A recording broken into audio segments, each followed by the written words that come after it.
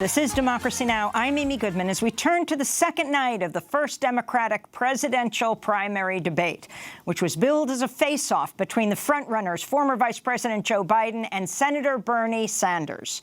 But that's not quite how it turned out. It was California Senator Kamala Harris who took command of the stage as she sparred Thursday night over Biden's recent comments about working with segregationists in the Senate and for his opposition to Delaware's attempts to bus students in an effort to integrate its schools in the 70s. I'm going to now direct this at Vice President Biden. I do not believe you are a racist. And I agree with you when you commit yourself to the importance of finding common ground. But I also believe, and it's personal, and I was actually it was hurtful to hear you talk about the reputations of two United States senators who built their reputations and career on the segregation of race in this country. And it was not only that, but you also worked with them to oppose busing. And, you know, there was a little girl in California who was part of the second class to integrate her public schools. And she was bused to school every day. And that little girl was me. It's a mischaracterization of my position across the board. I did not praise racist. That is not true, number one. Number two, if we want to have this campaign litigated on who supports civil rights and whether I did or not, I'm happy to do that.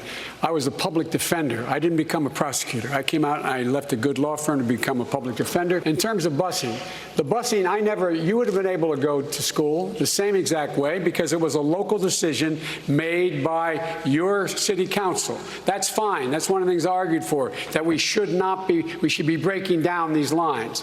But so the bottom line here is, look, everything I've done in my career, I ran because of civil rights. I continue to think we have to make fundamental changes in civil rights. And those civil rights, by the way, include not just only African Americans, but the LGBT community. But Vice President Biden, do you agree today that you were wrong to oppose busing in America then? No, do you agree? I did not oppose busing in America. What I opposed is busing ordered by the Department of Education. That's what I opposed. Well, there was a failure of states to integrate public schools in America. I was part of the second class to integrate Berkeley, California public schools almost 2 decades after Brown v. Board of Education. Because your city council made that decision. It was a local decision. So that's where the federal government must step in. That's why we have the Voting Rights Act and the Civil Rights Act. That's why we need to pass the Equality Act. That's why we need to pass the ERA, because there are moments in history where states fail to preserve the civil rights of all people. I have supported the ERA from the very beginning when I ran for the Vice President Biden, 30 seconds, because I want to bring other people into this. I supported the ERA from the very beginning. I'm the guy that extended the Voting Rights Act for 25 years. We got to the place where we got 98 out of 98 votes in the United States Senate doing it. I've also argued very strongly that we, in fact, deal with the notion of denying people access to the ballot box. I agree that everybody, once they, in fact, they should. Anyway, my time's up. I'm sorry. But that's not what Biden said in 1975, telling a Delaware newspaper, "I oppose busing. It's an asinine concept, the utility of which has never been proven to me. I've gotten to the point where I think our only recourse to eliminate busing may be a constitutional amendment," he said.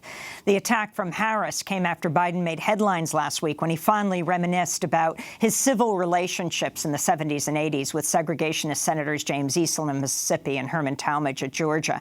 In the 70s, then Senator Biden was also a fierce critic of Delaware's attempts to bus students in an effort to integrate its schools. Earlier this week, we spoke with National Book Award-winning author Jonathan Kozol about Biden's record. Kozol recently wrote a piece in The Nation when Joe Biden collaborated with segregationists.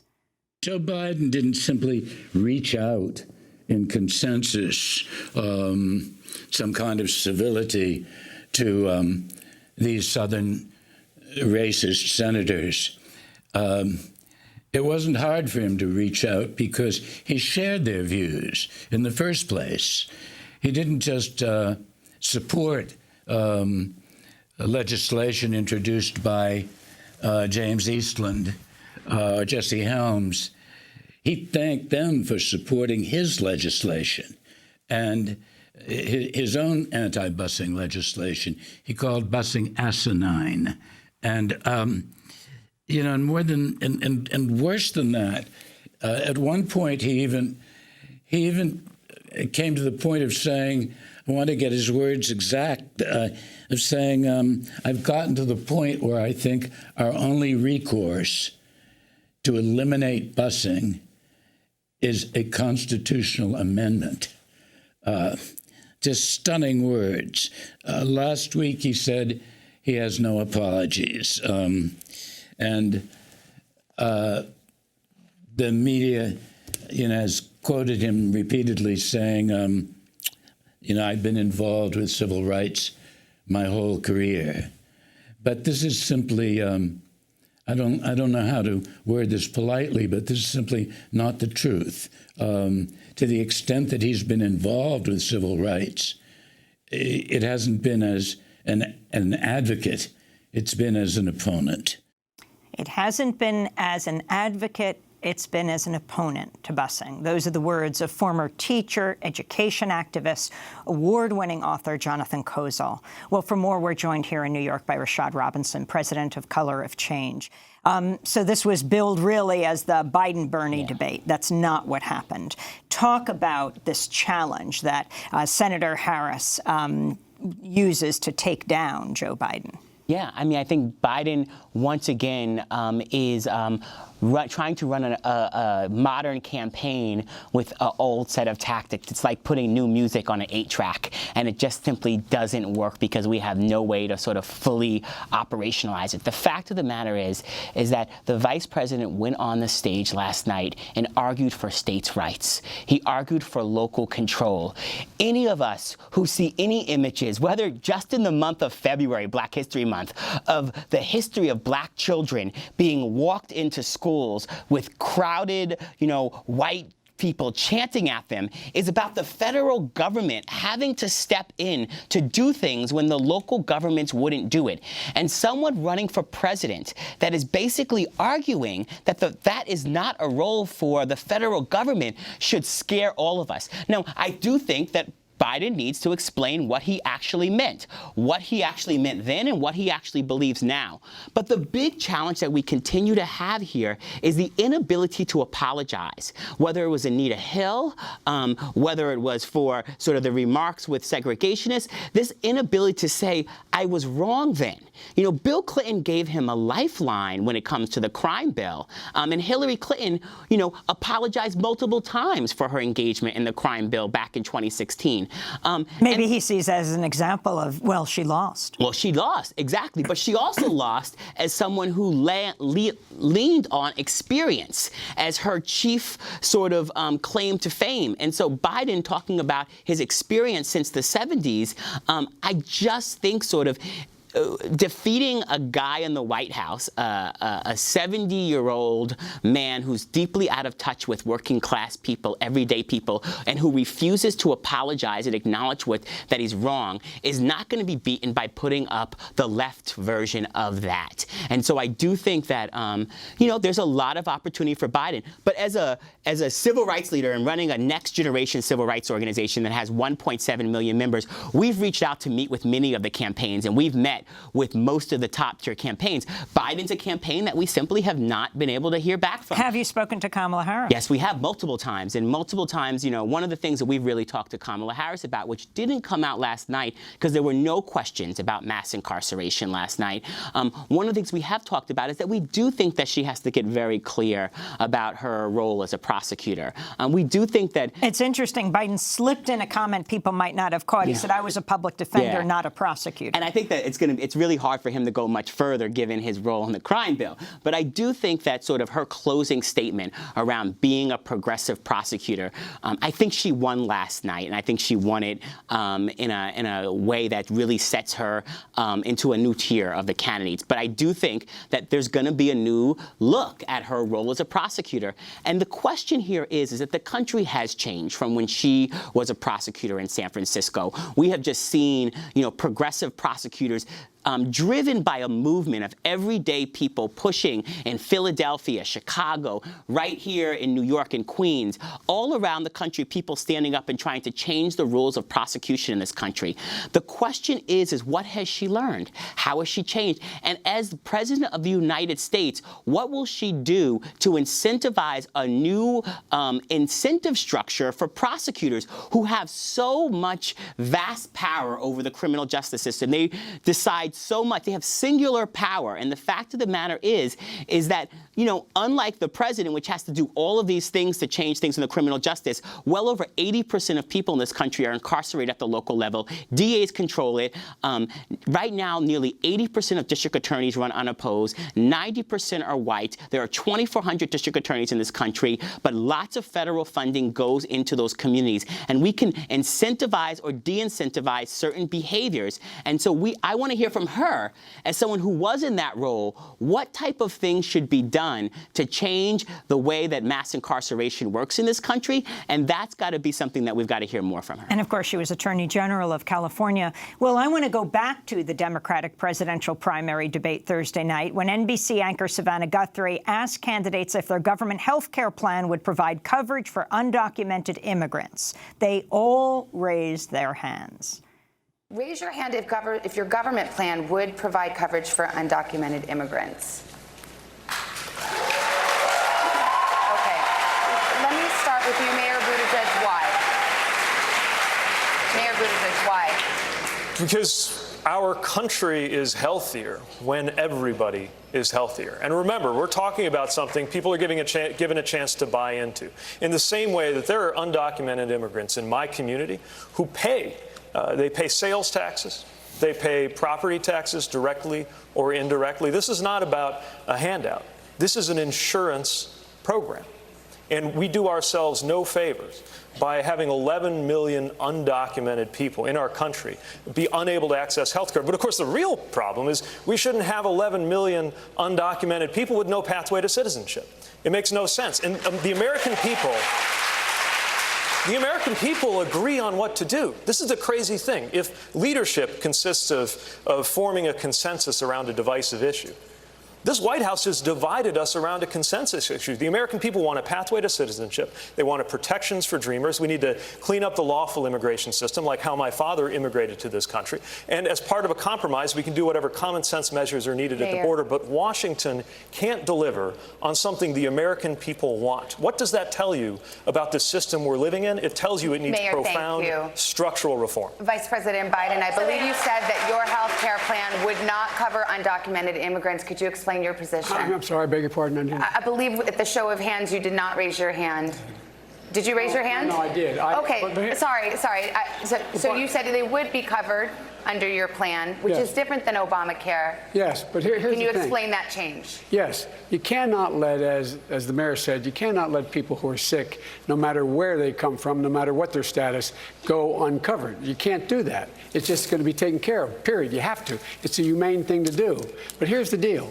The deal is that he's right about three things. Number one, they, in fact, contribute to the well-being of the country, but they also, for example, they've increased the lifespan of Social Security because they have a job, they're paying a Social Security tax. That's what they're doing. It's increased the lifespan. They would do the same thing in terms of reducing the overall cost of health care by them being able to be treated and not wait till they're in extremis. The other thing is, folks, look, we can deal with these insurance companies. We can deal with the insurance companies by, number one, putting insurance executives in jail for their misleading advertising, what they're doing on opioids, what they're doing paying doctors to prescribe. We could be doing this by making sure everyone who is on Medicare, that the government should be able to negotiate the price for whatever the drug costs are. We can do this by making sure that we're in a position that we, in fact, allow people. Time's up. That was Joe Biden. For more, we go to Miami, where we're joined by Andrea Mercado, executive director of the New Florida Majority. Her recent op-ed in the New York Times headlined, "Democrats Can Win Florida in 2020." Talk about what was and was not raised in these 2 nights of debates, Andrea. You, whose organization is part of a number of organizations that were responsible, for example, for bringing a number of these candidates less than, an hour away to Homestead. where the Caliburn detention facility is, where more than 2,000 children, migrant children, are incarcerated. Among those who went there was Bernie Sanders, was Kamala Harris, was Senator Warren, was Eric Swalwell. Not Kamala Harris, but Amy Klobuchar. Yeah, absolutely. I think there's a lot of discourse on immigration the past 2 nights, and a real conversation around decriminalizing our immigration system. It's a conversation that many of us who have been in the immigrant rights movement couldn't have imagined presidential candidates really engaging in a few years ago. And so I think it's heartening to see that. And at the same time, we see this back and forth between Senator Harris and Biden, with Senator Harris pointing to secure communities and the need for victims of crime to be able to reach out to police when they need help and not to fear their deportation. And Senator Biden and really pushing the Senator Biden on the Obama administration's record of the deportations that we saw under that administration. And just like he needs to answer to the '94 crime bill, they also have to talk about the deportation of immigrants under that administration, and how we're going to advance forward as a country at this moment where we're witnessing unspeakable horrors at the border with the incarceration of children in Homestead, just a few miles away. But I would say one of the, 2 of the topics that really weren't discussed in the last 2 nights' debates, we did not see much attention to climate change. We didn't see a real robust conversation about what we need to do to protect this planet for future generations.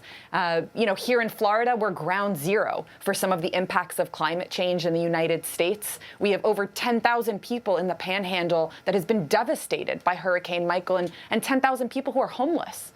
Just like we have over 3,000 people in Puerto Rico who died because of the negligence of the Trump administration. So I think we need to see candidates having much more substantive conversation about climate change.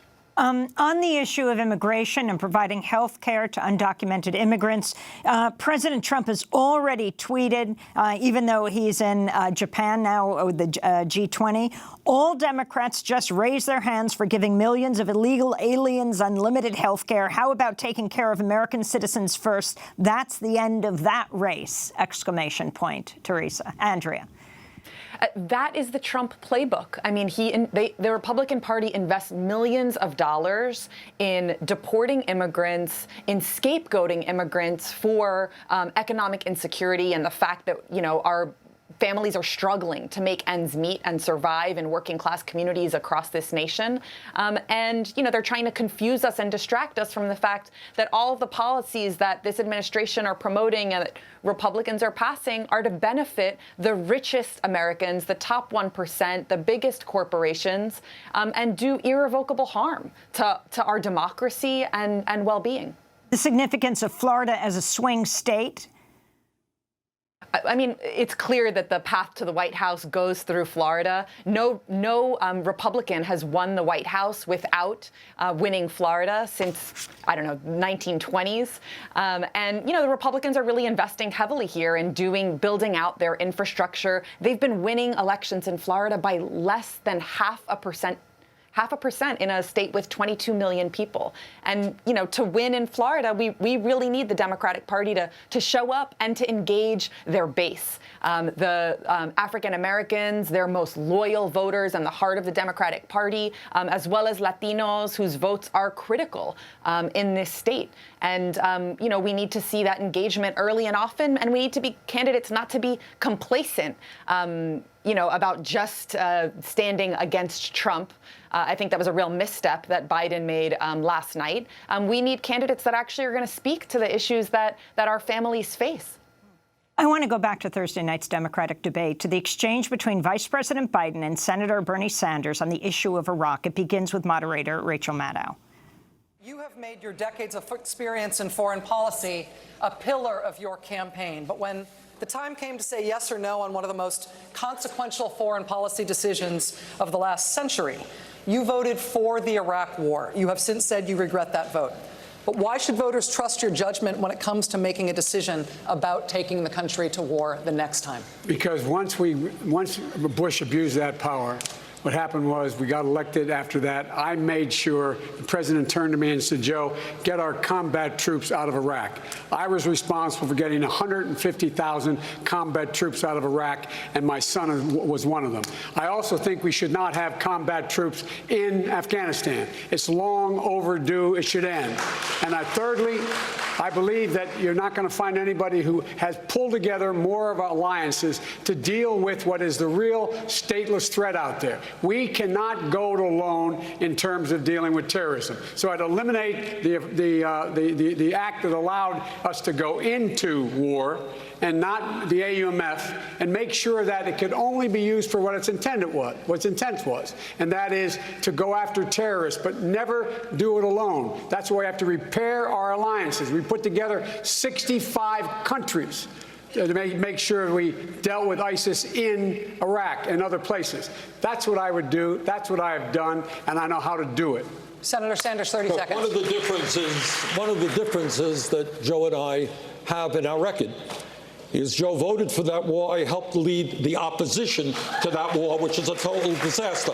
Second of all, I helped lead the effort for the first time to utilize the War Powers Act to get the United States out of the Saudi-led intervention in Yemen, which is the most horrific humanitarian disaster on earth. And thirdly, let me be very clear, I will do everything I can to prevent a war with Iran, which would be far worse than disastrous war with Senator Iraq. Sanders, thank you. I mean, it's interesting that you have Bernie Sanders also not only raising the issue of Iraq, but of Yemen. And this debate was on NBC and MSNBC because FAIR noted in 2018, they said in the year 2017, MSNBC ran only one segment that focused on the U.S.'s role in Yemen, 0 in the second half of the year. In 2018, so far, they wrote, MSNBC hasn't run a single segment on Yemen, much less the U.S.'s role in it. But Rashad Robinson, the significance of the Biden-Bernie Sanders sparring around the issue of war. I think is really important. I think that this is why we have debates, that people need to get clear about sort of where folks stand. You know, back in 2008, Hillary Clinton's support of that war and inability to sort of talk about it was one of the things that really helped Obama catapult to top-tier status, especially among progressive folks. This goes back to what I was saying earlier, is that we need to understand what Biden has learned during his decades of service, how he has changed, what made a politician someone that we might vote for in the 90s, what made a politician someone that a young black person might vote for in the early 2000s is very different than today. And he's going to have to walk us through sort of what he's learned while being in office and how he's changed. And unfortunately, he didn't really answer that question.